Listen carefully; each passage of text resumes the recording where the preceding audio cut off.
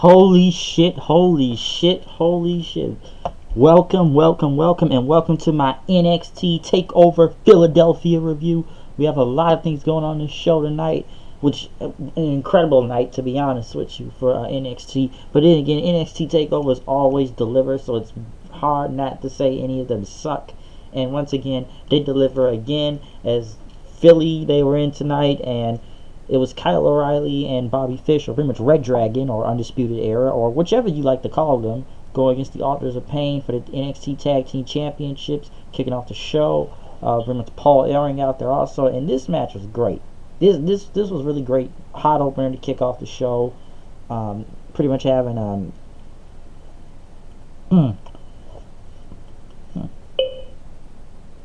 yeah, pretty much kicking off the show.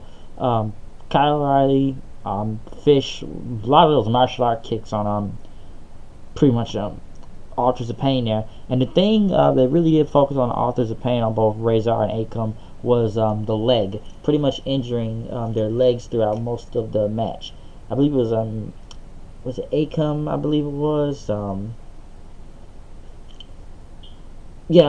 think it was Akam that had the injured leg, and they pretty much kept taking out Akam's leg throughout the match, especially not Bobby Fish, but Kyle O'Reilly pretty much putting those crazy submission holds in, focusing on the neck. That was the theme of this match right here, focusing on the Authors of Pain's leg. I had to sneeze right there, pretty much weakening them to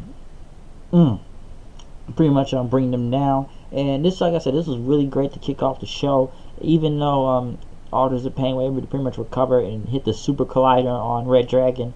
I believe it was Bobby Fish that got the head scissors on, I believe it was on Razor. I think it was either Razor or Akam, and pretty much getting a roll up for the victory. Pretty much a clean win right there. I kind of knew Red Dragon was winning because Authors of Pain have already had, I know they've already been tag team champions, but they've kind of faced everybody, and I don't know what they have left now. So once again, Red Dragon did look strong here. What is next for Authors of Pain? So I'm sure everyone's gonna say the main roster now, or will they be in the Royal Rumble tonight, or tomorrow night, or will they be on Raw? Will they be on SmackDown? I don't know what show they'll go to. I don't know if they'll still be in NXT, because even though they, Red Dragon did pull off the win. We also showed War Machine, pretty much the new signees. They were there. Next was pretty much a last minute match added to the show. Cassius Ohno versus the Velveteen Dream, which his entrance just, was insane, wearing like these kind of like boxing shorts, and had their faces on pretty much Dream and Ohno's face there, or Chris Hero or whatever. And he had like a blue sweater wearing, and as he came down to the ring, some random girl kind of showed up, and there was a guy holding a pillow with a mouth guard in it, which this woman put the mouth guard in Dream's mouth. Cassius Ohno came out wearing like a boxing type of gear, and the thing was trying to knock out who's going to get the knockout first. Pretty much Dream, and the crowd kept counting up the seconds of who was going to get knocked out first. Pretty much Dream hit a right hand on Ohno. Everybody just thought it was an immediate knockout. Crowd goes literally insane. People were just cheering for Velveteen out there until Cassius Ohno recovered. This was a really great match. Also, pretty much pretty much, I wouldn't say the opener, but the next part of this match of the show was just insane. Another one, Dream hitting that weird, those Rick Rude like type of gyration, but it was really good. Even hitting a camel clutch after Ohno, I think it was a kick, he dodged Ohno's kick there, and this was great. I will say that. And one of the more insane parts was, and I didn't think Dream could pick up Ohno all the way, because he pretty much hit 2 Death Valley drivers on him. Like the first one, I didn't even look like a Death Valley driver. It went so quick. But the second one, he struggled to get that one in. But after he did that Death Valley driver roll, he pretty much went to the top rope to the LED post and did the Purple Rainmaker for the win. So that was another great opening. But this was just great, because it was all like they were dressed like boxers in a way, trying to see who could knock out who. Even though this was a last minute match, it was great. Ember Moon went against Shayna Baszler for the NXT Women's Championship, which the crowd looked like they weren't really into either women and started chanting boring throughout a point. Because at first they said Dallas sucked, and I don't think they were on both women's sides. And this match wasn't that bad. It was good, but I'm glad the right decision was made, and Moon did retain the title because Baszler was just kicking the living crap out of Moon, and when that cross arm breaker came in, Moon was just trying to escape by any chance she got, but it just looked like she was never gonna get out of there. She just kept rolling around, but Baszler just kept stepping on her hand and pulling the arm and everything until Moon was able to get the roll up on the shoulders for the surprise win. Because I think it would have looked really, and I know they built Baszler up to be a badass, don't get me wrong, and she was really big in the Mae Young Classic, but I think it would have looked kind of weird, kind of retarded in a way that Moon would have just been a transitional champion right here if she lost. Because the crowd looked like they were in, like I said, they started chanting boring throughout this, I will say that. But the match was good, I will give it that. It wasn't really my favorite matches of the night, but Moon was able to retain. I still think the match was really good, and it did tell a story out there of just working on Moon's arm throughout most of the match, killing it even after Ember hit an eclipse. Her arm was just really hurt out there. But as Moon tried to get out of there after the match, and medics helped her, Baszler came back and just put the real naked choke on her, choking her out, pretty much leaving her out there. Then pretty much really dead out there. Ricochet, of course, another one signed to WWE recently. Ricochet is here. Hopefully they don't put him on 205 Live after NXT. Yeah, so I'll say that there. Next was Aleister Black going against Adam Cole, baby, in a Extreme Rules match. Holy crap, this match was bloody. This was bloody. This was insane. This was a lot of things. Pretty much kicking off really with Adam Cole picking up a chair after Black did his backflip thing off the ropes, and there was literally an ECW chant right there, and it was insane. Okay, this was crazy. Like, Black just kept dodging all the weapons. Like, he wouldn't really even use a weapon throughout half the time, but Cole was just throwing in trash cans and got kendo sticks, and even Black got a kendo stick, but he says, no, I don't need a kendo stick. He just started striking Adam Cole in, and once he did a lion salt move, Cole pretty much hit him with a kendo stick while pretty much in midair then. And as the fans chanting, we want tables, Cole pretty much give the crowd what you want, and he brought the table out there then. And I don't know where the blood came from then. I think it was after, I don't know if he hit one, I think it was when Black hit one of those knees on Cole, I believe.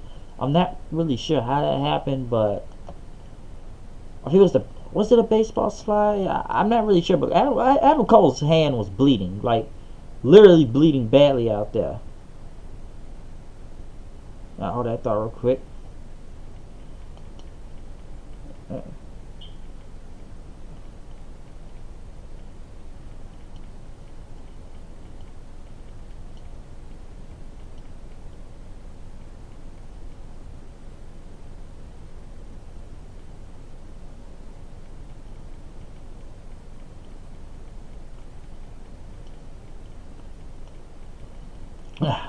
Sorry, I had to check something right there, but yes, it was insane. There were more chairs coming in, and yes, medics did check on Adam Cole's hand, because I just wondered, it was like his whole hand was just bloody like this, and you could see on his leg and his arm then, so it was a lot of blood on there.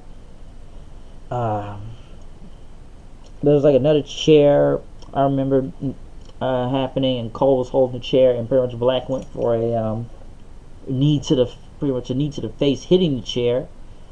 And as Black was trying to get I think Black was about to get the win on Adam Cole then, until Red Dragon came out to help. There was a bullshit chant, and they dragged Aleister Black all the way to the announce table, trying to put him over through the announce table. But next thing you know, Sanity, which Eric Young in a new haircut, by the way, and Alexander Wolf pretty much stopping Red Dragon, taking him out. Killian Dane was in the ring, pretty much telling Adam Cole to look as he pretty much did a big suicide dive on everybody outside the ring. And let me talk about that ladder spot too. I should add that also. Cole landing into that ladder was just insane too, hurting his back. And even Black in that, I believe that Death Valley driver on Adam Cole onto 2 chairs back first looked really brutal right there. And as it was both of them left, then the next crazy spot of this match, once Red Dragon and Sanity were gone, Adam Cole tried to take out Aleister Black on the announce table, but Aleister Black just hit a double knees on Adam Cole, and the table broke. The announce table broke. So that was just insane. That was really crazy. That, like, the crowd just went nuts. That was one of the big spots of the night. And as Cole got back in the ring with a steel chair, telling Black to get up. Black got up and pretty much with a black mask for the win. And Aleister Black pretty much beat Adam Cole right here. This was great. This was an awesome match. Say what you want about a lot of hardcore matches in the WWE. This was one of the really good ones. This was insane. There were crazy spots. And we even got to see some blood throughout this thing. So, I don't know if this war is over yet with Adam Cole and Aleister Black. But Black did pick up the win. I did predict him to win. So, that was great to see. And it was great. It was another great match. Next was another surprise by pretty much NXT. We saw who was in the crowd. EC3. Ethan Carter III, which we clearly know they won't call him that. Which they did space out the EC then 3. Or as I believe EC3 put online, NX3. Listen, first off, let's thank God that EC3 is not being called Derek Bateman again, okay? Because I would have wanted him just to leave Impact, and then he gets called Derek Bateman again. It would just look so lame, because Derek Bateman was not mostly a comedy character back in the old NXT. So I know Impact pretty much said that if you leave Impact, you do get to take your gimmick with you. Hopefully it don't mess this up. I'm sure NXT will be fine with it, but I don't know how they're gonna work around this, but I'm sure EC3 will do good there. I don't know. They had to space out the name. We're not going to really say Ethan Carter III. We don't need to mention Dixie Carter or anything. I know it's a big loss for Impact losing EC3, but I believe it was contract-wise. And, it's going to be really weird watching the next tapings for Impact. Because I know I just saw him on the whole Genesis show, and I did a review about that.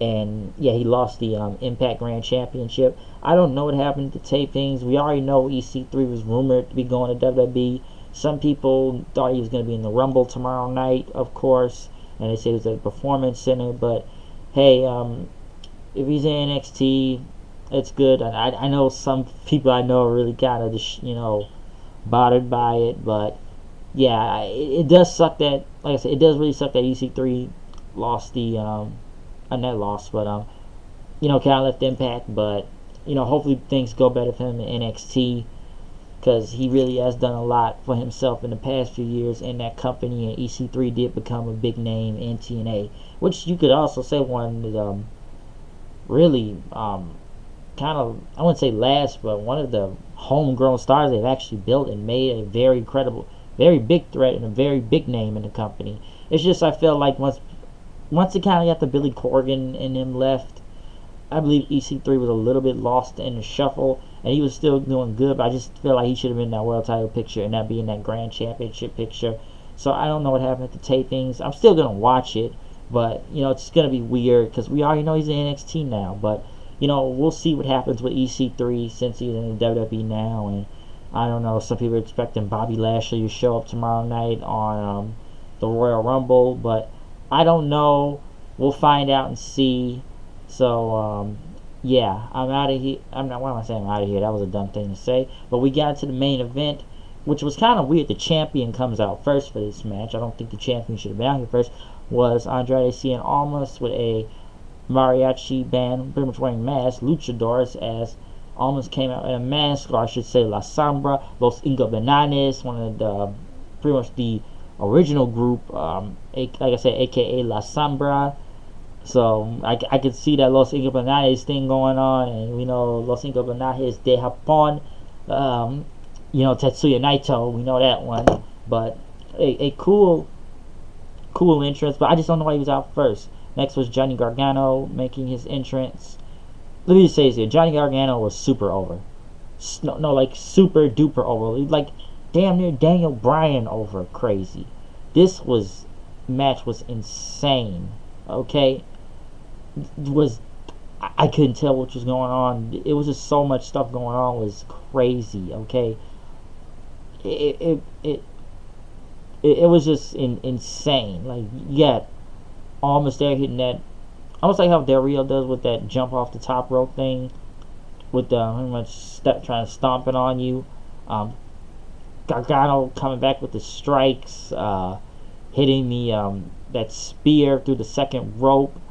Almost hitting those knees. This was insane. Even Gargano hitting the Gargano escape so many times. You couldn't tell who was gonna win, and hitting that DIY super kick almost for the win, and that didn't work, and people were chanting "Fight Forever." Holy shit, this was insane. Vega kept trying to get involved and hitting a Hurricane Rana on the Gargano, but that didn't work as people started still chanting Johnny Wrestling after he kicked out the Hammerlock DDT, and as Vega kept trying to get involved. Candice LeRae even got a spot in going after Vega, chasing her away, and everybody thought this would be Gargano's time. It was going to be the time. It was going to be the win, but almost pretty much shoved Gargano to the LED ring post, hitting him with those knees into the LED, and then hit him with a top rope Hammerlock DDT for the win. Listen, I'll say this right here. I'm surprised they didn't pull the trigger on Gargano picking up this win for the title.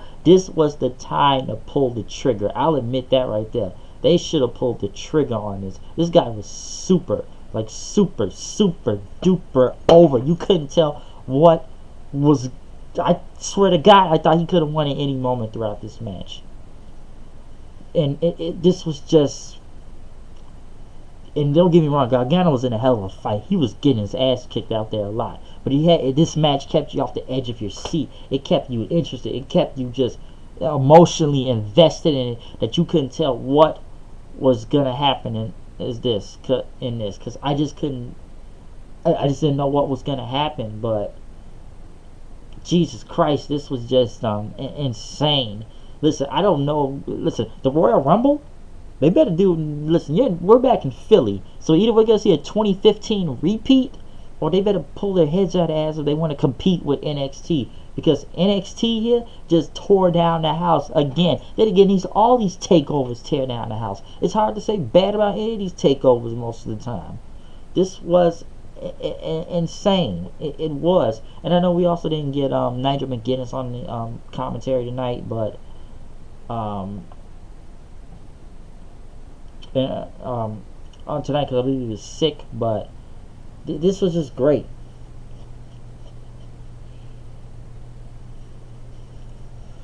This was just great. All right, this match was incredible. I may just put this as another match of the year. I may have to put this as a match of the year right now, one of them in the category for that. That's one of the names you got to throw out there as in match of the year. So this match was insane. I just thought Gargano had it. I thought they would have pulled the trigger on him to win. I really did, but hey, we'll have to see what happens next. But even after Almas left, Candice helped him up. That's his wife.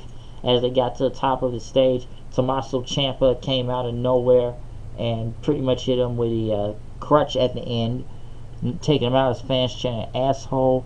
I don't know if Ciampa's leg is healed all the way, but I'm sure we'll see Ciampa versus Gargano pretty soon. I thought Gargano was going to pick up the winning title, and then Ciampa would have attacked him, or he would have screwed him out of the title one way or another. But we got the clean finish. So I don't know what's next for Almas, and see whose opponent is next. Unless it's EC3 since he's here, or whoever's next in line for the NXT Championship, or maybe Aleister Black or whatever. But yeah, it was a lot to say on this takeover. Check out my live reactions. We got a lot this review coming tonight. We got the Royal Rumble tonight, but I don't even think they're gonna keep up with NXT because looking at this card and the build up to the Royal Rumble, it hasn't been really good, folks. Okay, NXT here tore down the house tonight again. But Royal Rumble, we'll see what happens tomorrow night. But I'm out of here. I will see you guys later. Peace out. Comment, subscribe, do what you gotta do to check out this review and check out this show. So I'm out of here. I will see you guys later. Peace out.